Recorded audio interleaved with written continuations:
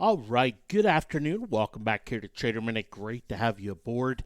I'm jumping on just a little bit early here, well, about an hour early, simply because I don't know how much longer I'm going to have the chance to stream video here. So just a little concerned about that. So wanted to jump on and make sure I can, discuss a few things here with you. And then, I'll post the video and then we'll be able to make any trades for anything that signals here in the next hour. The only 3-7 crossover of interest, in the challenge watch list here today is Chipotle. Chipotle having a nice day here and does have a fresh 3-7 cross. As it sat this morning, the consolidation risk component on it was simply too high, so wasn't in a position where I could get in yet. We'll see how that changes here this afternoon, but it is the only upside 3-7 crossover that is out there here today on the watch list. As far as downside crossovers go, we have three on the list. We have AT&T with a downside 3-7 crossover here after, it had kind of this, the activist investor action come in. And, we talked about it that day. Path of least resistance tends to be down after that announcement. We did see a 2-day pop after the first day sell, but that's getting erased here. Home Depot has a downside 3-7 crossover on it, but, like AT&T, it's happening from new highs. And American Airlines. This stock got hammered yesterday, just like a lot of the travel stocks. A little bit of snapback here today, but even though it's green, has the downside 3-7 crossover, but is not a bearish signal as it sits. So those are the crossovers here on the watch list. None of them are triggered as of right now. We'll run the scan again here in an hour and see what the consolidation risk components there are on them. Now, yesterday, I didn't really talk much about oil, and I mentioned what was going on, what was happening, and all of that. But I didn't talk about oil, what was going on with oil, and give you any of my thoughts on the entire situation. I figure, out there's a million thoughts and a million different observations when it comes down to it. And, it's something where, something that very interests me a whole lot. It's a part of the market that I do get quite interested in. I'm not a very political guy, and so that kind of stuff just doesn't much interest me. But when it comes to some of these bigger macroeconomic, incentive-driven types of things, it always interests me, and I've consumed about as much as I can consume in terms of the arguments here for oil, for what has happened, for what's going on. And it's something where I don't have a position on the board. And that's unusual for me. Normally after something like this, I'll put a position on the board, just, have a little bit of inkling one way or the other. But I don't have a single position on the board here when it comes to oil. And so I want to kind of talk about, what's going on in terms of the incentives and path of least resistance here for the price of oil. Whenever I look at a macroeconomic factor, like what we saw here this weekend, and, it's still ongoing, and you look at what could potentially happen, you have to look at the incentives. The incentives of those in charge or those with the most power, right? You start there. Well, who has incentive for what, right? And granted, I have personal incentive to see gas prices go to the floor, so I would love it. But do my incentives matter? No, they don't, right? So it's who that matters, have incentives to push things one way or the other. So when we look at the major players within the energy complex right now, who are some of the big names that we typically think of, right? We have Iran, which is front and center right now. but they're one of the bigger players. We have Iraq, which is a huge player, but, politically a little more inert than, in the past. We have Saudi Arabia, so the Saudis here. We have the U.S. as a big player. We have Russia as a big player here, right? And these are some of the typical names, Venezuela sometimes, Congo, we see Libya, and those types of different countries here. But when we look at the incentives of the major players, what are the incentives, right? Which way do the participants in these various countries want oil to go in terms of the price, right? Well, historically, the U.S. has been pretty neutral. We know Russia wants oil prices higher. We know Saudi Arabia wants them higher. Iraq wants them higher. Iran wants them higher. And all to different degrees, right? All to different degrees. And I'll show that here when we look at oil rents. But when you look at just the overall incentives, these four participants want oil higher. The U.S., well, you could argue this is the first time where the U.S. wants oil lower. Where there's a political incentive for that, or those that are in power want oil driven down. How do we know that? Well, they've blatantly said it, right? They've come out and they've said, hey, oil prices are too high. We need to drive oil prices down, blah, blah, blah. Oil needs to go lower. But this weekend, when we saw the action there in Saudi Arabia, we saw the strategic petroleum reserves here in the U.S. opened up. And that was an act that, can be taken by the president, and it was. I think it just tells you a lot about incentives. And so clear incentives right now are for the U.S. to drive oil prices lower, right? So from just an overall political standpoint, country standpoint, these are the countries want it higher. U.S. wants it lower. And to me, this is the wild card in the whole thing, because this is the new card. This is something where we have seen in the past where, if Iraq, Iran, Saudi Arabia, if they all want oil prices higher, they get it. They've been able, OPEC has had the power, they're all part of OPEC. They've had the power to, step in, cut production in a way to drive the price of oil higher. But something's been happening. U.S. production has been soaring, right? U.S. production over the last 5-6 years has absolutely been soaring.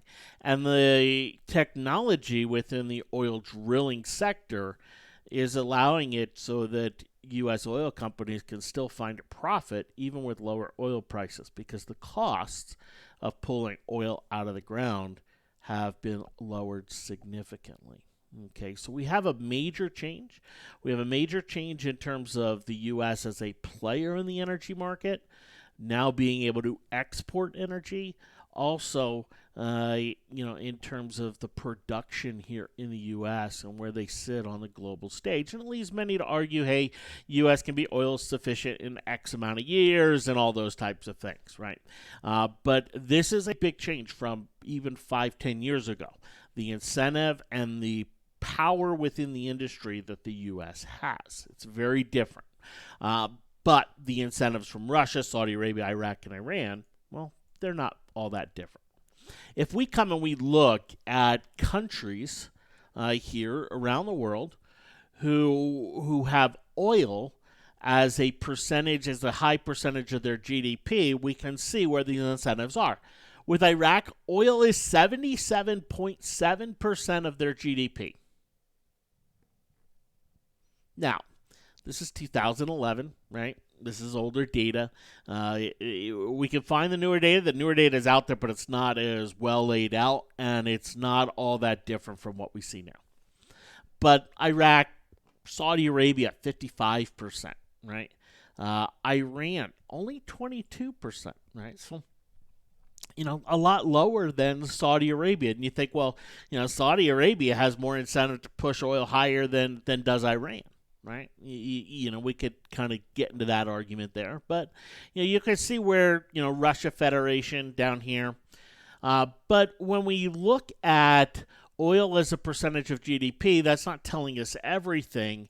What we also have to look at is oil rents. And what oil rents are is they're the difference between what a country can produce oil for and what they can sell it for. Right? So Iraq, yeah, you know what? They're the best, 37.8. That means basically they have a 37.8% margin here on oil. They can pull it out of the ground and they can sell it for 37.8% higher, essentially, right? We look at Libya, Congo, Kuwait, Sudan, Saudi Arabia. What happens if oil prices fall for these countries? Yeah, it hurts, but they're still making money, aren't they?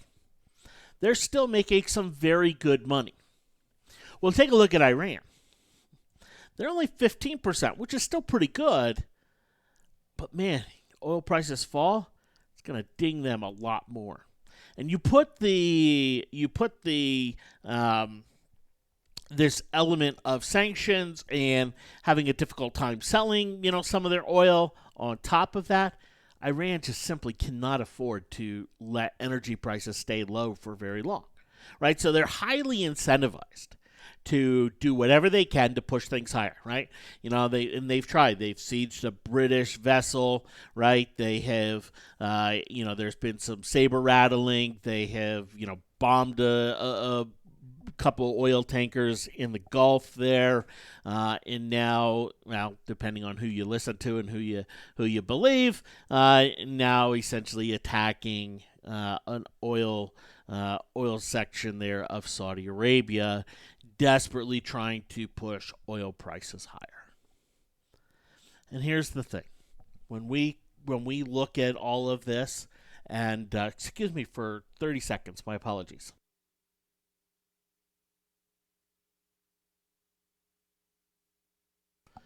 My apologies. When we look at all of these things, right, and how they all play out and how they all develop,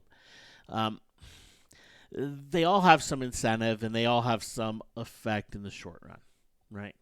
And in the short run, they can affect things. And when I look at where oil is right now and where I look at kind of how it's playing out in terms of the incentives, we have a mixed bag, right? We have one party with very substantial power that wants oil prices going one direction, and a whole bunch of other parties that want it going another direction. And with how things are playing out, what we see, that just tells me a lot of the short term is going to be news related, going to be pops and drops and all of that. Is any of this changing the long term when it comes to oil? Because when it comes to oil trades long term on supply and demand. That's one of the reasons why you will see OPEC, Saudi Arabia and Iraq and Russia has kind of joined them, even though they're not an official member of OPEC. But it's why OPEC will have production cuts, because they know it's a supply-demand equation, that they can actually make more money if they cut production and see prices go up. But of late, they've had production cuts and haven't been able to really realize significant price gains in oil. So let's take a look at production. If we look at total world production right here when it comes to oil, 2017, we have 98 million barrels per day. 2018, 100 million barrels per day. And you can see how this is going up. Next year, it's going to be 102.5 million barrels per day. In fact, the projected increase in production next year is much greater than the increase in production from 2018 to 2019. From 2018 to 2019, it was only 250,000 barrels per day increase. Now we're looking at over 2 million barrels quick math here, 1.5 million barrels per day increase next year. I mean, that's a significant increase of production. Okay, great. Well, what about consumption? So we know supply is going higher. What about consumption? Well, here's the consumption numbers. The consumption numbers are kind of growing at a steady pace. But look at the projected consumption, right? So as we go into next year, we're looking at a pretty hefty production increase and a pretty hefty consumption increase that is projected. Now, when it comes to production, you have companies that they go out and they prospect for oil, they drill for the oil, and they're going to produce it, and they're going to produce it. And we have a lot more wells coming online for production. Production is much more predictable in terms of the increases in production. Consumption is not. And so even if we see these numbers hit over the course of next year, we have supply and demand pretty balanced. We still have more production than consumption, which is typical over the last few years. 2018, 2019, we've had more production than consumption. 2020 is still expecting more production than consumption. And the consumption, the assumption for consumption, excuse me there, but what is assumed as far as a consumption increase is pretty hefty. If we don't see global economic growth, what's going to happen to that consumption? It's going to diminish, right?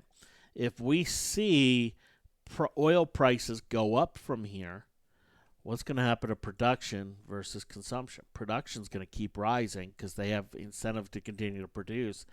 Consumption is going to start to fall off. We're in an oil market right now that is very balanced, and in many ways historically so. It is very balanced as far as the supply-demand component. It's the supply-demand component that drives oil in the long term. What's this tell us? Well, this basically tells us to expect not a whole lot from the oil market. For me to sit here and go, well, oil's going to go to $80 a barrel, can't do. Just can't do. It doesn't make any sense from a supply-demand standpoint. Now, if we see the U.S. attack Iran and we see Iran go and, bomb a whole bunch of oil fields in Iraq and, somehow Kuwait production gets cut off, if we see that happen, oil's going to 80, right? If some of the, if there are elements or things that happen that drop this production element, we will see oil make that major move higher. But as things sit, when we look at the supply-demand component, the thing that drives oil long-term, it's very difficult to make a bullish case. The bullish case is wrapped around geopolitical risks. That's what the bullish case is wrapped around. When we look at it from any other angle, it's much more of a bearish case than a bullish case. So my expectations, path of least resistance in the short run is higher, but ultimately we see oil going back down and back lower. That doesn't mean any energy stock is untradeable or anything like that, right?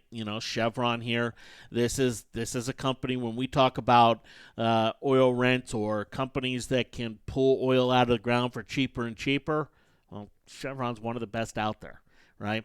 It's not going to be good news for Halliburton, but for Chevron, it's very good news. And so, there's still investable areas, out there.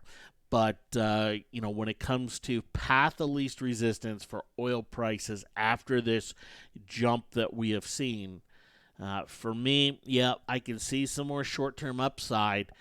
But barring a major piece of game-changing news, oil's going right back down to where it was, and probably overshooting and pushing on lower. What does that mean?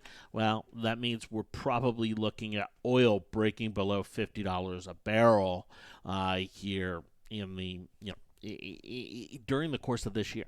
Right, during the course of this year, and so we'll see how it all plays out, and how it goes, and what we see from the news front here over the next several days. But that's kind of my take on it, kind of how I put it together, and one of the reasons why I don't really have a position on it here right now, even though I am leaning towards the downside. To me it just still feels a little bit too early when it comes to oil and the downside. Doesn't mean we're not going to have big moves, and me not getting in on the downside right here may simply mean I missed my opportunity. In fact, we probably just had a news event looking at the volume that we just saw in oil and the drop we just saw in oil. So I'm sure there's something news related out there, and I don't have my news feed up at the moment. But that anyway, that's my take there on oil, and what I expect from oil as we go forward. Thanks for hopping on. Have yourselves a fantastic day, and we'll talk to you later. Take care.